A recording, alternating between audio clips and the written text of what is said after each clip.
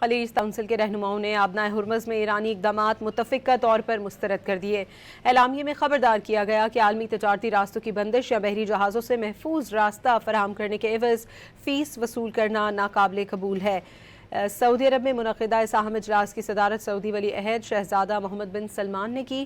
اجلاس میں قطر اور بحرین کے سربراہان، کویت کے ولی عہد اور متحدہ عرب امارات کے وزیر خارجہ نے شرکت کی۔ اجلاس کے بعد جاری ہونے والے اعلامیے کے مطابق مطالبہ کیا گیا کہ خطے میں سمندری سیکیورٹی اور جہاز رانی کی آزادی کو اسی سطح پر بحال کیا جائے جو جنگ سے پہلے موجود تھی۔ اعلامیے میں بحری جہازوں کے محفوظ گزرنے کے لیے کسی بھی قسم کی غیر قانونی فیس کی وصولی کو مسترد کیا گیا ہے۔ خلیج کونسل کے رہنماؤں نے آبنائے ہرمز میں ایرانی اقدامات متفقہ طور پر مسترد کر دیے۔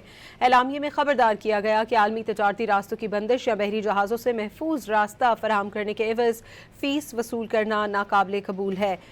سعودی عرب میں منعقدہ اس اہم اجلاس کی صدارت سعودی ولی عہد شہزادہ محمد بن سلمان نے کی۔ اجلاس میں قطر اور بحرین کے سربراہان، کویت کے ولی عہد اور متحدہ عرب امارات کے وزیر خارجہ نے شرکت کی۔ اجلاس کے بعد جاری ہونے والے اعلامیے کے مطابق مطالبہ کیا گیا کہ خطے میں سمندری سیکیورٹی اور جہاز رانی کی آزادی کو اسی سطح پر بحال کیا جائے جو جنگ سے پہلے موجود تھی۔ اعلامیے میں بحری جہازوں کے محفوظ گزرنے کے لیے کسی بھی قسم کی غیر قانونی فیس کی وصولی کو مسترد کیا گیا ہے۔